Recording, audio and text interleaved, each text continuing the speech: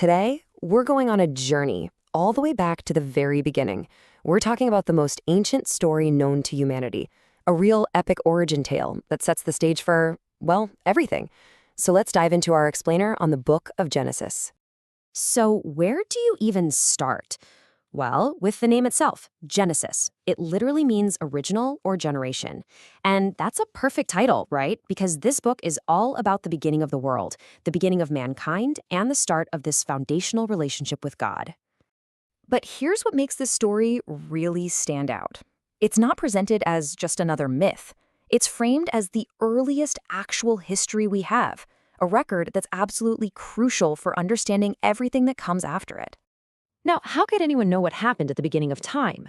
Well, tradition holds that the prophet Moses didn't just piece together old legends. The idea is that he received the account directly from God, following a specific pattern shown to him on the mountain.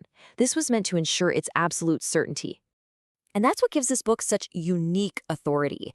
It's claiming to be an eyewitness account from the only one who was actually there at the very beginning, God himself. So, okay, let's turn to the first page of that story. So the whole narrative kicks off, not with some cosmic accident or chaos, but with this really deliberate, orderly act of creation that unfolds over 6 distinct days. On day 1, light slices through the darkness. On day 2, the sky is formed, separating the waters. On day 3, dry land appears, and it just explodes with life, with vegetation. Day 4, the heavens get filled with the sun, the moon, and the stars. Day 5, the seas are teeming with fish, the skies with birds. And then finally, on day 6, the land is filled with animals and the story culminates with humanity. And this was the pinnacle of creation, humankind made in God's own image. And they were given a purpose right from the get-go: fill the earth, subdue it, and rule over it as God's representatives. And here is the single most important detail about this original world. It was perfect. I mean, a world with no flaws, no struggle, no death. At the end of it all, the verdict was not just good, but very good. But this whole perfect beginning, it all hinges on one single instruction. A covenant, really, between God and the first humans, Adam and Eve.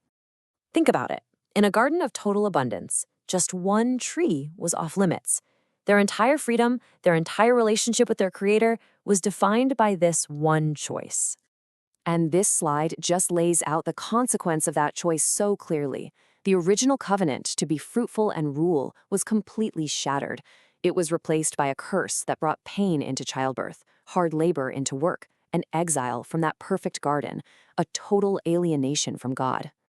And that one act of disobedience, you have to understand, it wasn't just a personal failure.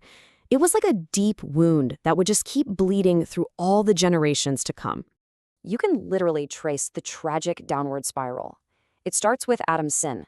That's followed by his own son, Cain, committing the world's first murder. Fast forward a few generations, and you get to Lamech, who isn't just violent, he's bragging about it.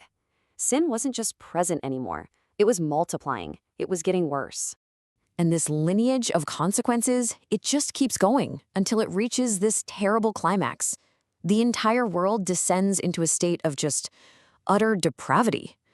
And God saw that the wickedness of man was great in the earth, and that every imagination of the thoughts of his heart was only evil continually. The earth also was corrupt before God, and the earth was filled with violence, for all flesh had corrupted his way upon the earth. And it repented the Lord that he had made man on the earth, and it grieved him at his heart. The world that he had made very good was now completely unrecognizable. Humankind's own choices had poisoned creation itself, and this led God to a truly terrible decision, to basically unmake the world with a great flood.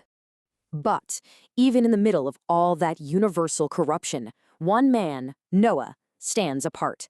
He represents a single glimmer of hope, the tiny seed of a new beginning. And that right there is why this ancient book is so important. Genesis tells the story of our original wound. It explains how sin and brokenness entered the world.